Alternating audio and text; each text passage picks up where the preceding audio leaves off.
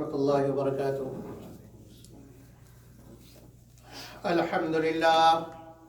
الحمدللہ نحمده ونستعینه ونستغفره ونؤمن به ونتوکل علیہ ونعوذ باللہ من شرور انفسنا ومن سیئات اعمالنا من يهده الله فلا مضل له ومن يضلل فلا هادي له واشهد ان لا اله الا الله وحده لا شريك له واشهد ان محمدا عبده ورسوله اما بعد فاعوذ بالله من الشيطان الرجيم بسم الله الرحمن الرحيم قل انما انا بشر مثلكم يوحى الي صدق اللہ العظیم۔ میرے عزیزو، بھائیو، دوستو، بزرگو، جو آیت کریمہ آپ حضرات کے سامنے پڑھی گئی، اس آیت کریمہ کے اندر اللہ جل جلالہ عم نوالہ اپنے نبی کی زبانی کہلوا رہے ہیں، قل، اے نبی صلی اللہ علیہ وسلم، آپ کہہ دیجئے، آپ کی ذمہ داری ہے یہ بتا دینا ساری قوم کو، ساری امت کو، یہ بات بتلا دینا، سمجھا دینا آپ کی ذمہ داری ہے۔ اس لیے اللہ نے حکم دیا، قل، آپ کہہ دیجئے۔ کیا کہہ دیجئے؟ انما انا بشر مثلکم، آپ ساری امت کو یہ بات کہہ دیجئے کہ میں تم جیسا بشر ہوں۔ انما انا بشر مثلکم، کہ میں تم جیسا بشر ہوں۔ اللہ جل جلالہ عم نوالہ نے نبی اکرم صلی اللہ علیہ وسلم کی ذمہ داری توحید اور رسالت، آخرت، قیامت، جنت، دوزخ، اللہ کا عذاب، اللہ کی رحمت، یہ ساری امت کو سمجھانے اور بتانے کے لیے بھیجا۔ توحید ساری امت کو پہنچا دو۔ اللہ نے کہا، قل، نبی آپ کہہ دیجئے۔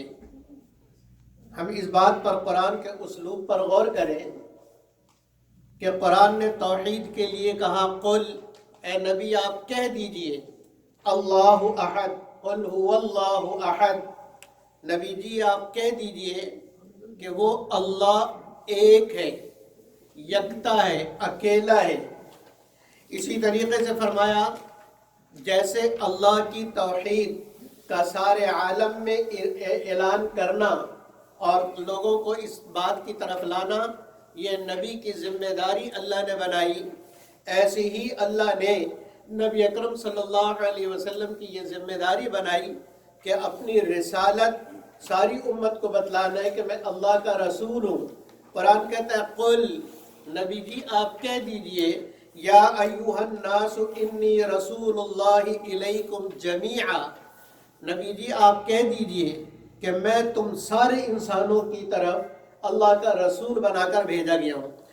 تو اسی طریقے سے اللہ رب العزت نے لوگوں کا عقیدہ اللہ کے بارے میں وہ ہو جو اللہ کے لیے ہے، اور نبی کے بارے میں وہ ہو جو نبی کے بارے میں ہے۔ اس لیے اللہ نے اس کی وضاحت کی اور اللہ نے اپنے نبی کی زبانی کہلوایا۔ سب سے پہلے اللہ وحدہ لا شریک ہے، نبی جی آپ کہہ دیجئے میں تم سب کی طرف اللہ کا رسول بنا کر بھیجا گیا ہوں۔ اللہ نے کہا، نبی جی آپ کہہ دیجئے۔ اسی طرح اب ساری امت کو آپ بتلا دیجئے کہ میں اللہ کا بندہ ہوں، خدائی اختیار میرے پاس نہیں، خدائی اختیار میرے پاس نہیں، اور خدائی صفات میرے پاس نہیں۔ ساری خزانوں کا مالک صرف اللہ ہے، جسے اللہ چاہے دے اور جسے اللہ نہ چاہے اسے نہیں ملے گا۔ تو یہ خدائی اختیار صرف اللہ کے پاس، اور ساری چیزوں کا جاننے والا عالم الغیب کی صفت یہ صرف اللہ کی۔ اس لیے اللہ نے نبی کی زبان سے کہلوایا کہ آپ ان دونوں چیزوں کی نفی کیجئے۔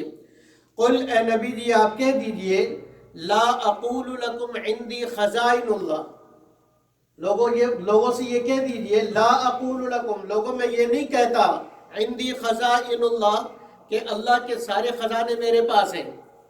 اور ولا اعلم الغیب، اور میں یہ بھی نہیں کہتا کہ میں عالم الغیب ہوں، اس لیے کہ یہ دونوں صفتیں صرف اللہ کی ہے۔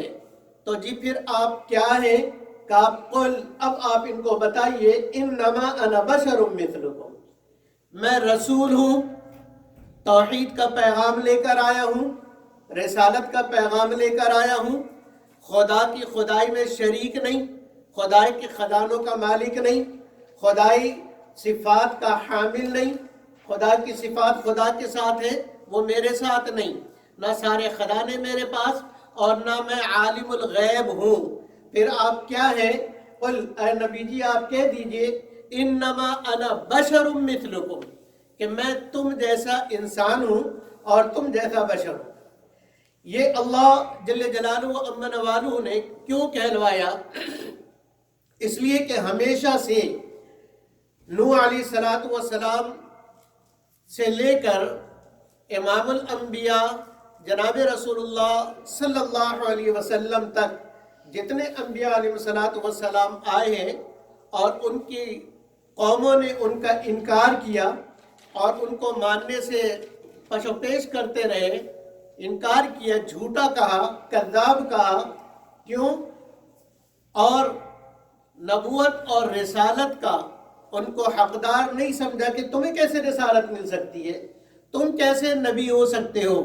ان سب کے پیچھے صرف ایک وجہ تھی، ان سب کے پیچھے صرف ایک وجہ تھی، اور وہ وجہ یہ تھی کہ نبی انہی میں سے آتا تھا، نبی اسی قوم سے آتا تھا، انہی لوگوں میں ہوتا تھا، جو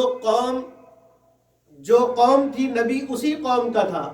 تو لوگوں کا یہ خیال تھا کہ ہم میں کا ایک آدمی اتنا اونچا کیسے ہو سکتا ہے کہ اللہ سے اس کا رابطہ ہو اور اللہ کی طرف سے وحی آئے۔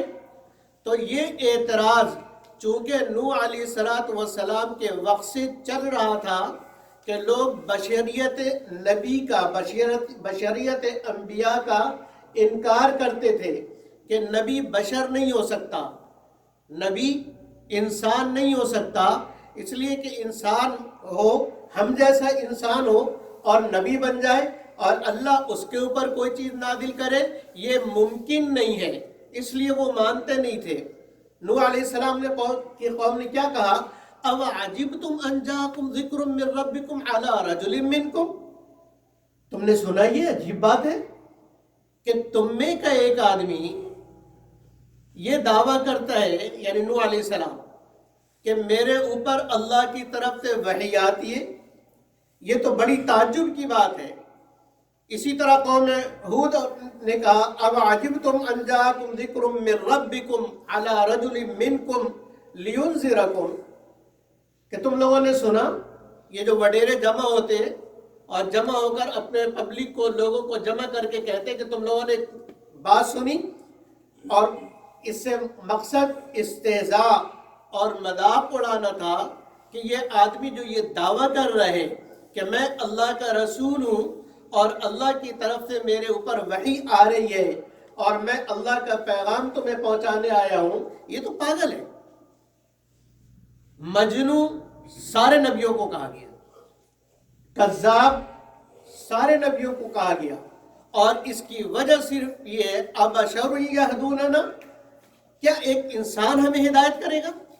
انسان ہمیں بتائے گا کہ اللہ کیا چاہتے ہیں؟ اللہ کی چاہت اسے کیسے پتہ چلی؟ ساری قوموں نے اسی طریقے سے قوم نوح نے کہا فقال الملأ الذين كفروا من قومه ما نراك الا بشرا مثلنا، نبی سے کیا کہا کہ ہم تو تمہیں اپنے جیسے انسان سمجھتے ہیں، ہمارے طرح انسان ہو نبی نہیں ہو سکتے۔ یہ ان کا عقیدہ تھا کہ انسان نبی نہیں ہو سکتا۔ اسی طریقے سے قوم نوح نے کیا کہا فقال الملأ الذين كفروا من قومه ما هذا الا بشر مثلنا يريد ان يتفضل عليكم، سارے جو بڑے تھے وہ اپنی پبلک کو، لوگوں سے یہ کہتے کہ دیکھو یہ جو آدمی تمہاری طرح ہمارے طرح بشر ہے، انسان ہے، اور انسان ہو کر یہ دعویٰ کر رہے کہ میں اللہ کا رسول ہوں، اس سے اس کا مقصد صرف یہ ہے کہ یہ تم سے بڑا ہو کر رہنا چاہتا ہے، تمہیں متبع بنانا چاہتا ہے کہ تم اس کی تابع داری کرو، اور یہ تمہیں ہدایت کرے، تم سے بڑا بن کر بادشاہت چاہتا ہے، سرداری چاہتا ہے، لہذا اس کی بات ماننے کی ضرورت نہیں۔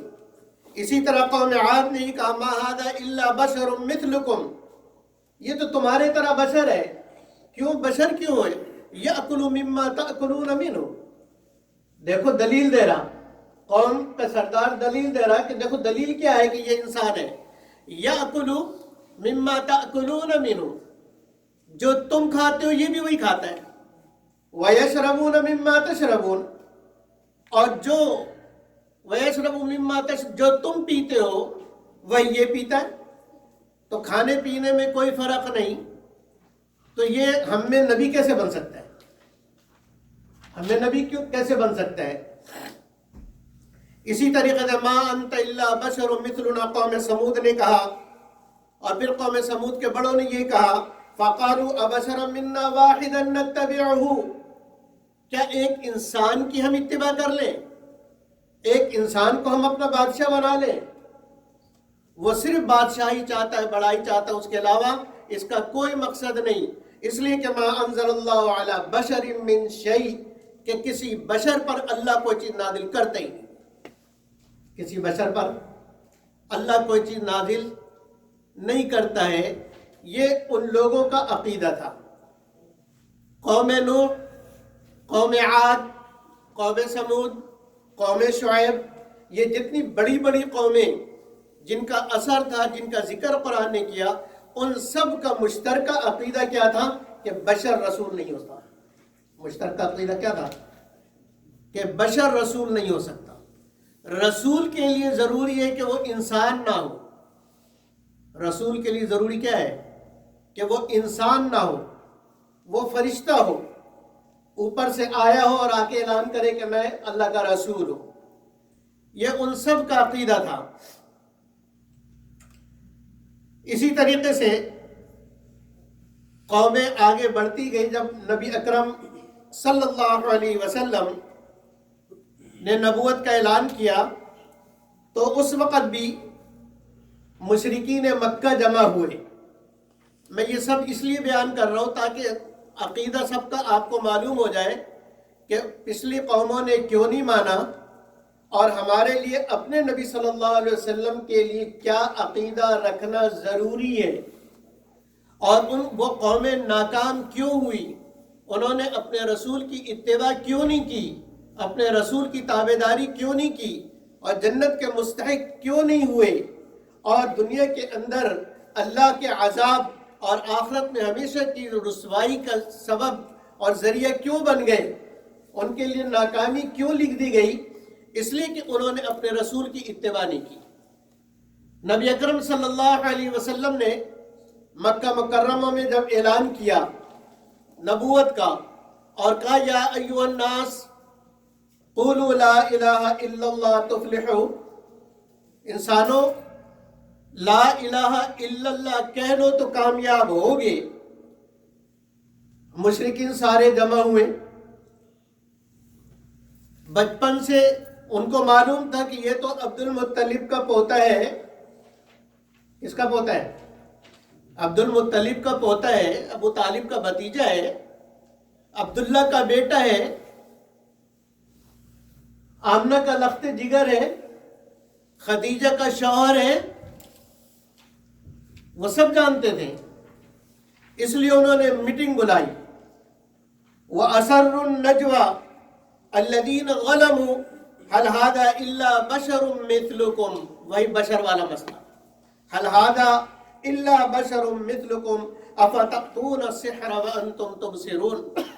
مشرکین جمع ہوئے اور انہوں نے کہا، کیا کہا؟ کہ یہ ایک انسان ہے، محمد ایک انسان ہے، بشر ہے، اور بشر بھی تمہارے طرح ہے۔ بشر میں بھی کوئی ایسا نہیں کہ کوئی یعنی ان کے عقیدے کے اعتبار سے کوئی الگ سی چیز ہو، تمہارے طرح ہمارے طرح انسان ہے. اور ہم یہ سمجھتے ہیں کہ دعوی نبوت میں یہ جھوٹا بھی ہے، اور لوگ جو اس کے پاس بات سن کر اس کی مان لیتے ہیں لگتا ہے کہ جادوگر ہے. تو تم لوگ جادوگر کا بائیکاٹ کرو اور اس سے احتراز کرو، اس کے پاس نہ جایا کرو. یہ ان لوگوں نے آپس میں مشورہ کیا. یہ عقیدہ کن کا کہ ابشر هل هذا الا بشر مثلکم، کس کا عقیدہ؟ مشرکین مکہ کا. مدینے والے یہودی کا عقیدہ بھی یہی. وما قدر اللہ حق قدری اذ قالوا ما انزل اللہ علی بشر من شیء. یہود بھی کیا کہتے تھے؟ اللہ نے پہلے تو شکوہ کیا کہ جیسی اللہ کی بات ماننی چاہیے، اللہ کی قدر کرنی چاہیے، انہوں نے کی نہیں. قوم بہت بڑی تھی لیکن انہوں نے اللہ کی قدر نہیں کی، اللہ کے احکامات کو نہیں مانا. اور یہ کیا کہنے لگے کہ اللہ کبھی بھی کسی بشر پر کوئی چیز نازل نہیں کرتا. یہ یہود کا عقیدہ. مشرکین کا عقیدہ بھی یہی. لوگ یہود کی طرف دیکھتے تھے کہ یہود اگر ایمان لے آئے تو ان کے ہاں علماء پڑھے لکھے لوگ ہیں، تورات کو جانتے ہیں، تو ہم بھی ایمان لے آئے. لیکن انہوں نے بھی آگے سے یہ کہہ دیا کہ دیکھو یہ بشر ہے. ہاں جی بشر ہے، کہا بشر کے اوپر کوئی چیز نازل نہیں ہوتی، لہذا یہ اپنے دعوے نبوت میں نعوذ باللہ جھوٹا ہے. اب سوال یہ پیدا ہوتا ہے، مشرکین سے پوچھا جائے کہ اگر بشر رسول نہیں ہوتا تو پھر آخر رسول ہوتا کون ہے؟ کس کو نبی بنایا جاتا ہے، کس کو رسول بنایا جاتا ہے؟ تو مشرکین کی طرف سے یہ جواب آتا ہے. اللہ نے ان کے جواب کو بھی نقل کیا کہ اللہ کو اگر رسول بنا کر بھیجنا تھا تو وَلَوْ شَاءَ اللَّهُ لَأَنزَلَ مَلَائِكَةً، اللہ کسی فرشتے کو رسول بنا کر بھیج دیتے، وہ ہمارے سامنے آسمان سے اترتا اور اس کے پاس قوت اور طاقت ہوتی کہ جو اس کی بات مانے وہ ٹھیک، جو نہ مانے اس کو وہ اسی وقت سزا دے. کسی ایسے فرشتے کو ہونا چاہیے تھا. ان سے پہلے مشرکین سے پہلے قوم عاد نے بھی یہی کہا تھا کہ لو شاء ربنا لانزل ملائکہ، کہ اگر اللہ چاہتا کسی کو اپنا پیغمبر بنا کر بھیجنا ہمارے لیے تو کسی فرشتے کو بھیجتا. لیکن چونکہ انسان آئے اس لیے ان کو ماننے کی ضرورت نہیں ہے. وہ جو مشرکین کا عقیدہ تھا کہ یہ بشر ہے، اس کے لیے انہوں نے کیا کہا تھا کہ دیکھتے نہیں ہو کہ جو تم کھاتے ہو وہ یہ کھاتا ہے، جو تم پیتے ہو وہ یہ پیتا ہے. مشرکین نے بھی حضرت صلی اللہ علیہ وسلم کے بارے میں بعین ہی یہی بات کہی، اور انہوں نے کیا کہا؟ وَقَالُوا مَا لِهَذَا الرَّسُولِ، یہ کوئی ایسا رسول ہوتا ہے؟ ان کے انداز میں یہ کوئی ایسا رسول ہوتا ہے؟ مَا لِهَذَا الرَّسُولِ، اس رسول کو کیا ہوا؟ يَأْكُلُ الطَّعَامَ، کھانا بھی کھا رہا ہے، وَيَمْشِي فِي الْأَسْوَاقِ، تجارت بھی کر رہا ہے. اس لیے یہ رسول نہیں ہے. لولا انزل الیہ ملک، اگر اس کا دعویٰ سچا ہے تو اس کے ساتھ کوئی فرشتہ ہونا چاہیے، اور فرشتے کے ہاتھ میں گویا کہ تلوار ہو یا ہنٹر ہو. جب نبی دعوت دے تو جو مانے اس کو چھوڑ دے، جو نہ مانے اس کی پٹائی لگائے. ایسا فرشتہ اس کے ساتھ ہونا چاہیے. فَيَكُونَ مَعَهُ نَذِيرًا، تاکہ وہ فرشتہ اس کے ساتھ لوگوں کو ڈرائے کہ ہاں یہ سچا رسول ہے، اس کو مانو. میرے عزیز بھائیوں اور دوستوں، ان مشرکین نے یہ اس وقت کے مشرکین نے بھی یہ غور نہیں کیا، اور ہمارے لوگ محبت میں زیادتی ہر چیز کی بری ہوتی ہے. عیسیٰ علیہ السلام کے ماننے والوں نے عیسیٰ علیہ السلام کو اتنا بڑھایا کہ ان کو خدا کا بیٹا کہنے لگے، حالانکہ عیسیٰ علیہ السلام خود کہہ رہے میں اللہ کا بندہ ہوں۔ اسی طریقے سے نبی اکرم صلی اللہ علیہ وسلم کی محبت بھی اس کی ایک حد ہے، اس کی ہمیں ایک حد بتائیے کہ نبی سے تم کتنی محبت کرو۔ نبی سے سب چیزوں سے زیادہ محبت کرنی ہے، اس لیے کہ تمہارا ایمان ہی پورا نہیں ہوگا حتی اکون احب الی من والدی وولدی والناس اجمعین، اس وقت تک تمہارا ایمان مکمل ہی نہیں ہوگا جب تک ساری چیزوں سے، ماں باپ سے، اولاد سے، جان مال سے، سب چیزوں سے زیادہ مجھ سے محبت نہ کرو، اس وقت تک تمہارا ایمان مکمل نہیں ہو سکتا۔ لیکن اس کی ایک حد ہے، اس کی حد کیا ہے کہ میں اللہ کا بندہ پہلے ہوں، رسول بعد میں۔ میں اللہ کا بندہ پہلے ہوں اور رسول بعد میں ہوں، اس لیے کہ اللہ نے کہا سبحان الذی اسریٰ بعبدہ، کہ پاک ہے وہ ذات جو اپنے بندے کو لے کر گیا ہے، تو میں خدا نہیں ہوں۔ اور آیتیں میں نے آپ حضرات کے سامنے پیش کی کہ جس سے نبی اکرم صلی اللہ علیہ وسلم سے اللہ نے کہلوایا کہ ان چیزوں کا انکار کریں اور لوگوں سے کہیں کہ میں غیب کا بھی علم نہیں جانتا، میں اللہ کا بندہ ہوں، جو اللہ نے مجھے دیا ہے وہ میرے پاس ہے، میرا اپنا اختیار کسی چیز پر نہیں ہے۔ اس لیے میرے محترم بھائیوں اور دوستوں، اللہ ہے اور نبی نبی ہے۔ اللہ کو اللہ کے درجے میں وحدہ لا شریک ہے، اور نبی صلی اللہ علیہ وسلم کو نبی کے درجے میں خدا ہے، مصطفیٰ ہے۔ اللہ رب العزت ہمیں سمجھنے کی توفیق عطا فرمائے کہ بشر ہونا یہ اعزاز کی بات ہے، اس لیے کہ دنیا کی جتنی چیزیں ہم دیکھتے ہیں، کائنات کی جتنی چیزیں ہم دیکھتے ہیں، ان ساری چیزوں کو اللہ نے بنایا ہے کن کہہ کے۔ کسی چیز میں اللہ نے ہاتھ نہیں لگایا، کسی چیز میں ہاتھ نہیں لگایا۔ چاند بنایا کن کہہ کے، ستارے بنائے کن کہہ کے، سورج بنایا کن کہہ کے، آسمان بنایا کن کہہ کے، زمین بنائی کن کہہ کے، جبرائیل کو بنایا کن کہہ کے، اسرافیل کو بنایا کن کہہ کے، اسرائیل کو بنایا کن کہہ کے، اسرافیل کو بنایا کن کہہ کے، لاکھوں کروڑوں اربوں خربوں فرشتے بنائے کن کہہ کے۔ ساری دنیا پتہ نہیں کتنی بڑی کتنی طویل دنیا ہے، ان ساری دنیا کو اللہ نے بنایا کن کہہ کے، اللہ نے کن کہا اور دنیا بن گئی۔ لیکن انسان کو جب اللہ نے بنایا تو کہا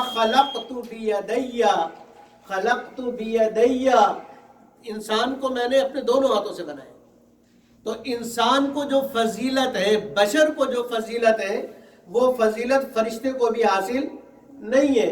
سب سے بڑی بات کہ فرشتوں کو کن کہہ کے بنایا، ہاتھ استعمال نہیں کیا۔ انسان کے لیے اللہ نے اپنا ہاتھ استعمال کیا، اپنے ہاتھ سے بنایا۔ اور پھر کیا کہا؟ فرشتے کے لیے نہیں کہا، انسان کے لیے کہا وَلَقَدْ كَرَّمْنَا بَنِي آدم، کہ ہم نے بنی آدم کا اکرام کیا۔ فرشتوں کے لیے نہیں کہا کہ فرشتوں کا ہم نے اکرام کیا، اور فرشتوں کے لیے ہم نے یہ نعمتیں بنائی، یہ چیزیں پیدا کی، یہ اللہ نے بیان نہیں کیا۔ لیکن انسان کے لیے کہا وَلَقَدْ كَرَّمْنَا بَنِي آدم، بنی آدم کے لیے عزت ہے۔ اور اِنَّا عَرَضْنَا الْأَمَانَةَ عَلَى السَّمَاوَاتِ وَالْأَرْضِ وَالْجِبَالِ فَأَبَيْنَ، ہم نے اپنی امانت پیش کی، خلافت کی امانت پیش کی، آسمانوں کو، زمینوں کو، پہاڑوں کو، سب نے انکار کر دیا، اس لیے کہ وہ اس بوجھ کو اٹھانے کے قابل نہیں تھے۔ حملها الانسان، انسان کے اندر ہم نے وہ صلاحیت رکھی کہ انسان نے اس بوجھ کو اٹھا لیا۔